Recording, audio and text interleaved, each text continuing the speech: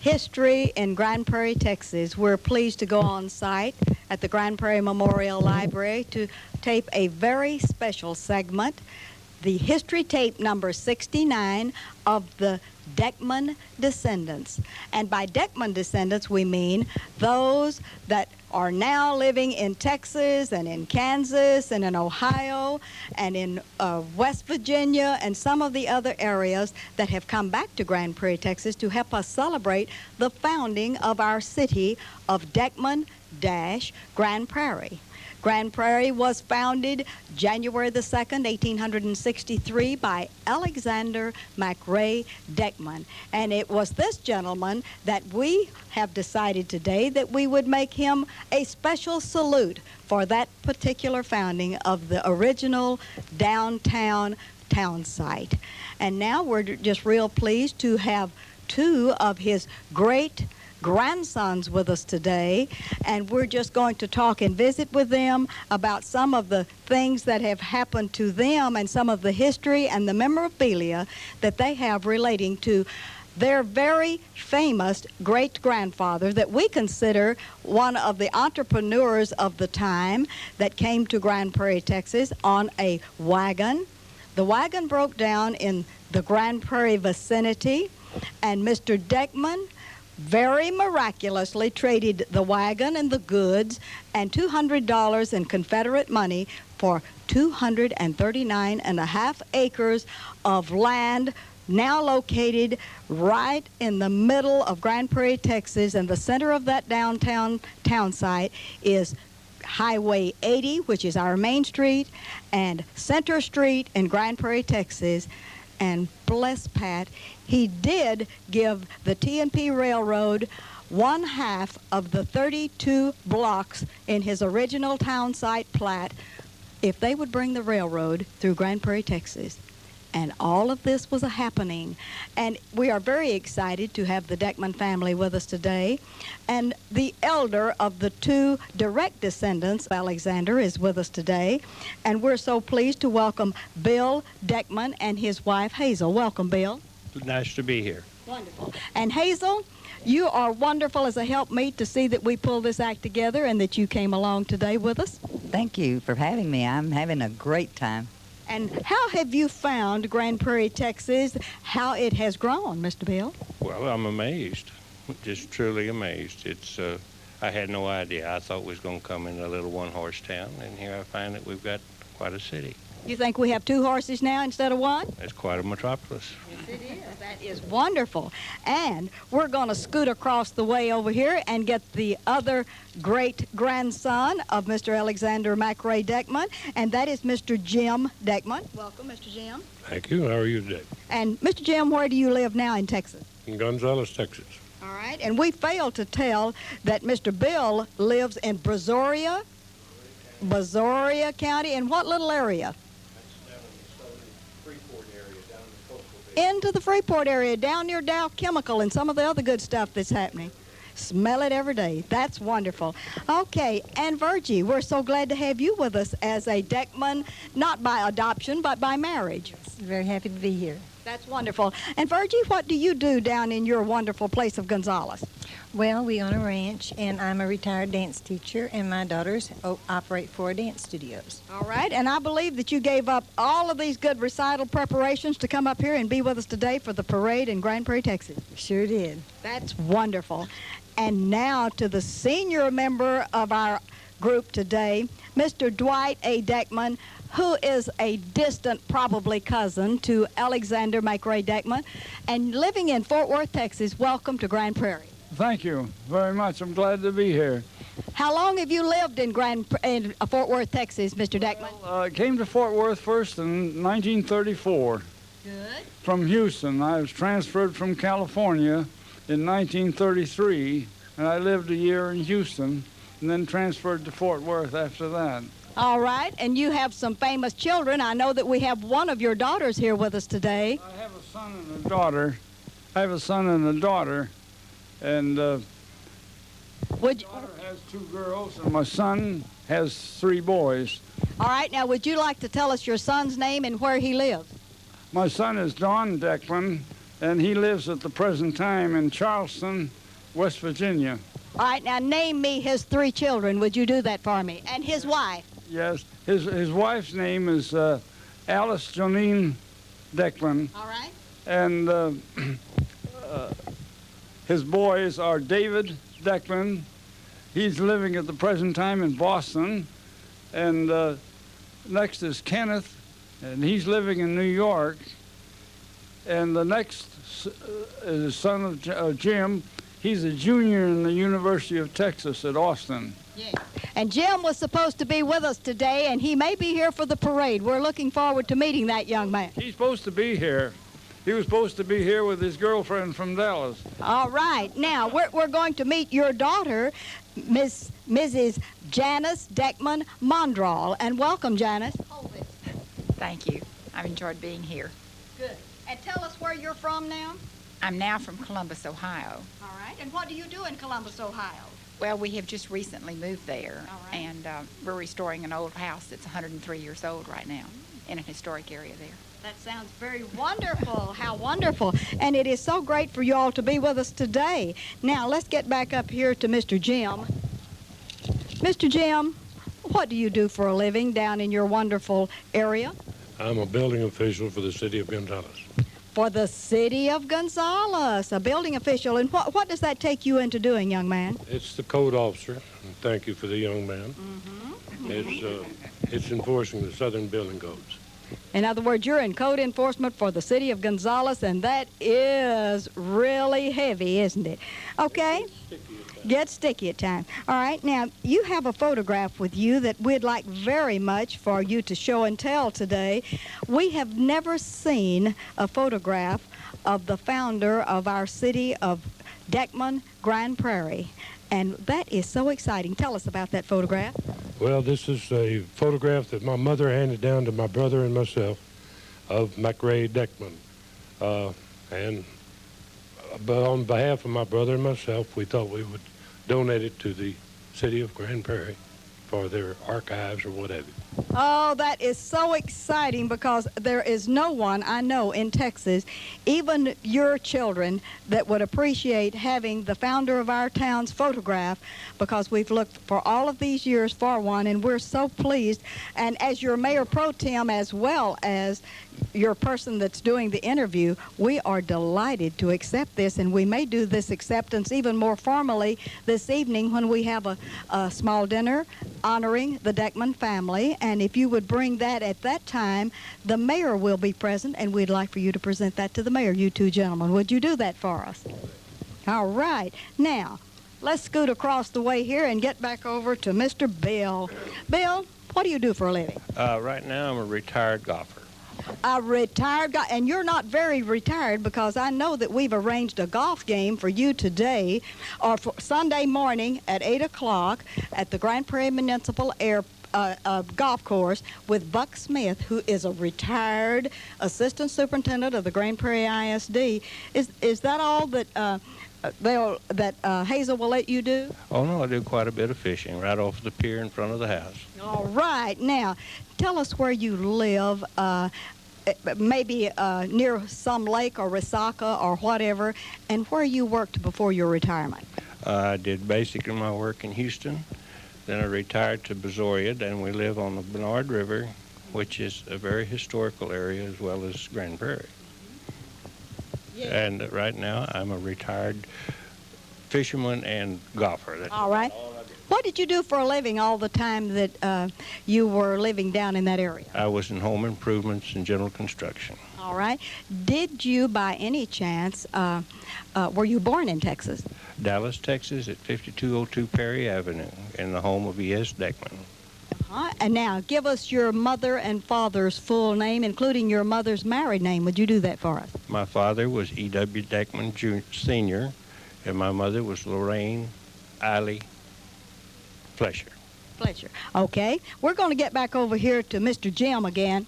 Mr. Jim, we'd like for you to name all of the other members of the family. We know that you're the only two sons left of this particular marriage and the great-grandchildren of Mr. Alexander McRae Deckman. And tell us your other brothers and sisters' names. Even though they are deceased, we'd like a genealogy of the entire family. Well, now, I think my brother could probably handle better that. We have one called Helen McLaughlin, which is Papa Dick's daughter. All right. Then we have a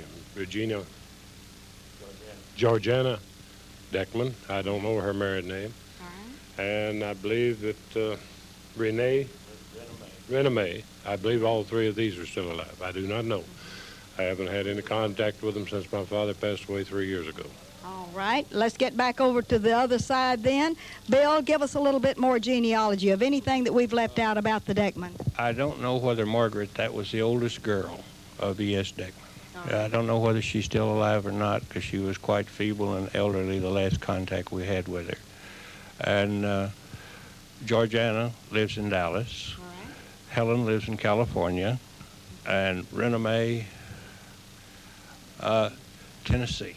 All right. Now, do you have any brothers and sisters other than your brother Jim? Jim, that was the end of the hunt. We're a dead issue now. All right. You were the only two children of the family. Two children and both fathered two daughters. That is wonderful.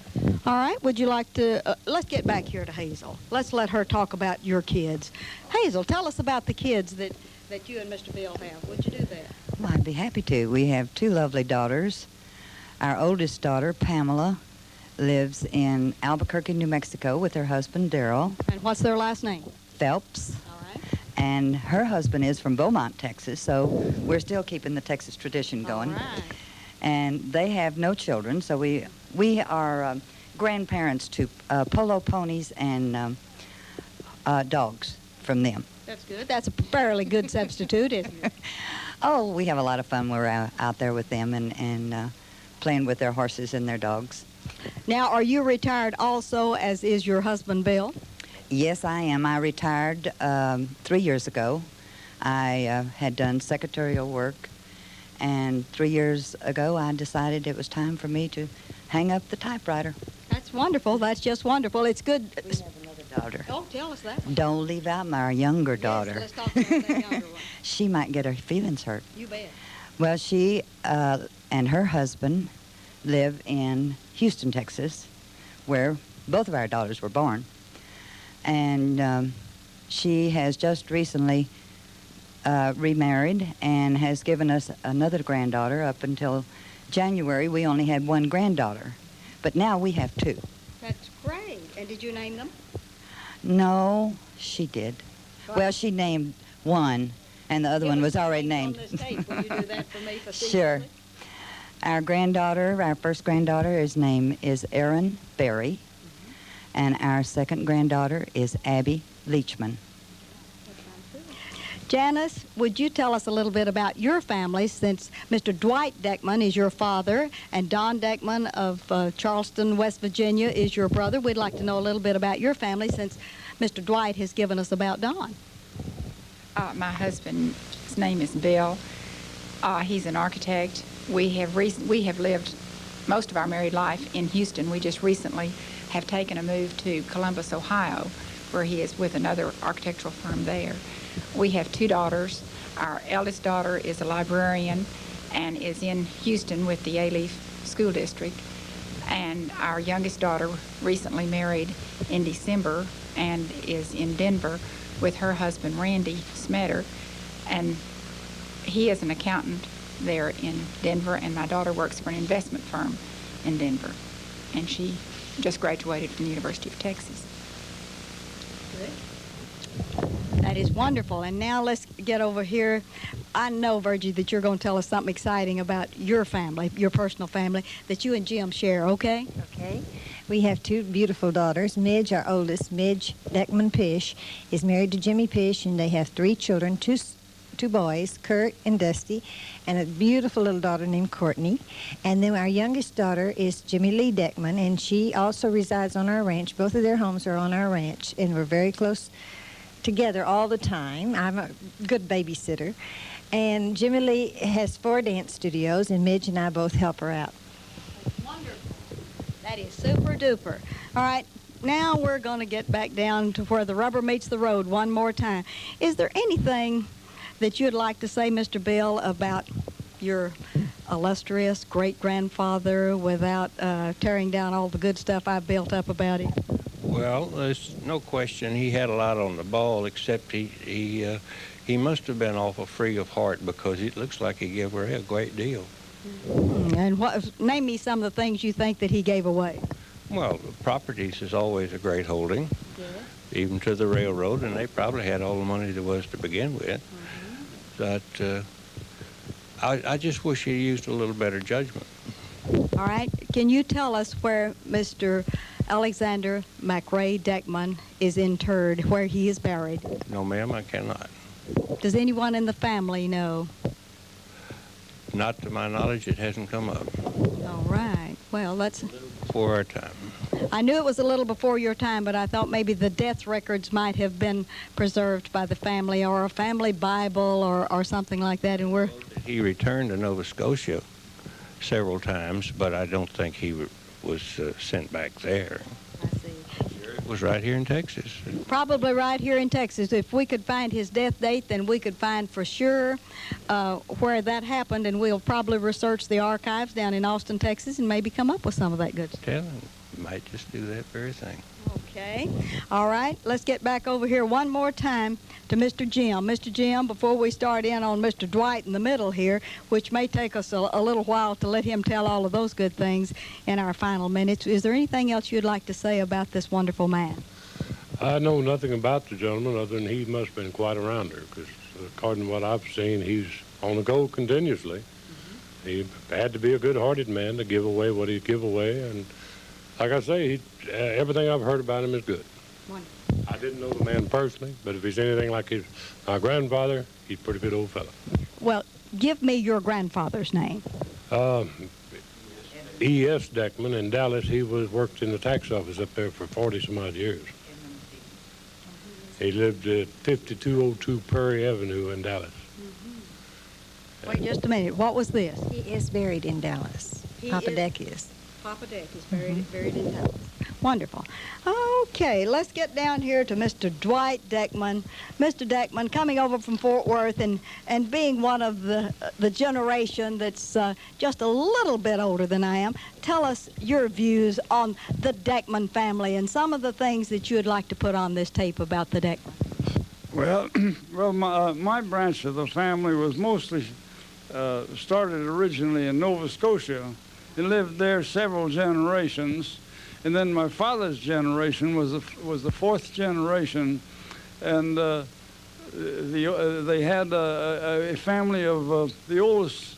They had 4 boys. The oldest 2 boys were twins, and they had 2 girls, and the oldest boy got the home place in Nova Scotia, and the other boys had to come to the United States to make a living. So one of my dad's brothers came to Boston and worked his way through dental school and was a dentist in Boston for many years, and later went to California with my dad. My dad was he worked his way through Boston University. Give me his name. Arthur Deckman, selling books, and he got to be a Methodist minister. And I was born in Hudson, Massachusetts, and I was 9 years old. He was preaching in another church in a little town called Groveland, Massachusetts, just across the river from a big milling town. And that was a congregational church, and it had a bell in that church that was cast by Paul Revere. There were very few of those Paul Revere bells, but that was one of them. And then my dad moved to California to be with one of his other brothers, who was a railroad man and had lived in Arizona on the way out there. And he'd got to Central California there in the raisin and the grape country. And he was, well, there was 2 of the big men in that small town, and they had 2 automobiles, and he had one of them. Great. And we got to ride in the automobile, of course, and we really thought that was something. And, let's see, after that, my dad preached in a Presbyterian church in that town for a few years, and then we had 5 children by that time, and he moved further north and over in the Santa Clara Valley and bought himself an orchard, a 12-acre orchard. We had cherries, apricots, and prunes. Now, I really grew up in that place there, and I went to through the last grade of grammar school and 3 years of high school in that town, and then worked my way through college after they sold the farm and moved to San Jose, California. And I worked my way through Stanford, working in fruit canneries in the summer, about 13 hours a day. How wonderful. And what did you do for a living? Well, I thought at first I wanted to be a mining engineer. And to be a mining engineer, I didn't want office work. I wanted something that was partly outside work. And I thought mining engineer, we didn't have any counselors or anything in those days. You just went to college and signed up for whatever you wanted to take. And I thought I'd want to be a mining engineer and wind up in the mountains somewhere.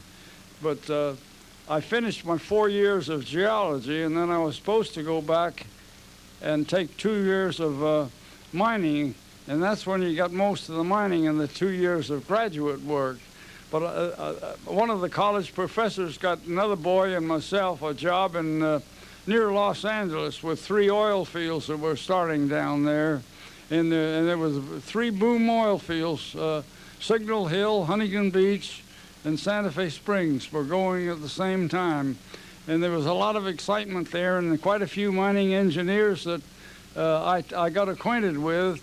And they said, what do you want to be a mining engineer for? He says, you'll have to be in the oil business to get a job anyway. And you've already got your education, and why don't you stay there? So I thought it was a good idea, and I decided I'd stay out a while and try it. And I went back to take my mining. But I worked 40 years in the oil fields in California and was transferred to Texas in 1933. When they took over a company in New York that was primarily a marketing company. They had about 300 service stations up there in New York, and that's what they bought the company for. But that company had scattered production, oil production in Texas, which was fairly small. We never had more than 50 wells, but most of them were in West Texas. And so I stayed in Houston 1 year, but I moved to Fort Worth to be closer to my wells. And I had some wells in Eastland County, some wells in Winkler County, and several leases in Fisher County. But most of them were out there near Midland and Odessa, far west Texas. You bet. And I've made 1 million trips back and forth in the car. If you could have just made $1 million with the 1 million trips, it'd come out even, wouldn't it? Well, I made the company a lot of money, but I didn't make a lot of money for myself, but I made a good living. How long have you been retired, and would you tell us your age? City Service, I worked for City Service, a branch of City Service, and they had their main production office used to be Bartlesville, Oklahoma. Okay. And then they had another sizable operation out of Shreveport, Louisiana, and then I was in Fort Worth, and they were going to put them all together in Bartlesville, Oklahoma, and close our Fort Worth office. And they wanted to send me to Calgary, Canada, where they'd started a new office up there. And they said they had a lot of young Canadians, but they wanted some older men up there. So my wife and I went up there and stayed for 2 weeks. But I told them that I've got 2 new grandchildren, about 1 year old, and I'd like to see them grow up. And we decided that was too cold a country, and we moved back to Fort Worth, and I took early retirement in 1961. That is wonderful. And I've been retired ever since. That is great. Mr. Dwight Deckman, mostly tired and not retired. It's wonderful talking with you about the past and bringing us up to the present, and it's wonderful having all of you all as our guests here in Grand Prairie, Texas, and especially as a special segment on the history. It happened in Grand Prairie, Texas, and it has just been a delight that you all would come to Grand Prairie, be the honorary Grand Marshals of the parade that we're celebrating this May the 14th, 1988, and that you're going to get to ride in a famous sesquicentennial wagon today, and we're looking forward to seeing you all in the parade. And we want to thank you. I didn't give our younger daughter's name. Sarah, and her husband's name is Stan Leachman. Wonderful. We don't want to miss any of the good genealogy that we have here. Mr. Jim, you've been very special, especially bringing us a photograph of Mr. Alexander McRae Deckman along with Mr. Bill, and I know you all share this famous photograph. We want to thank you for caring enough about your past to come together and help us put more of the puzzle together about the famous man that started the original town site of Deckman, Grand Prairie. And this is Ruthie Jackson reminding you that history is as we live and do.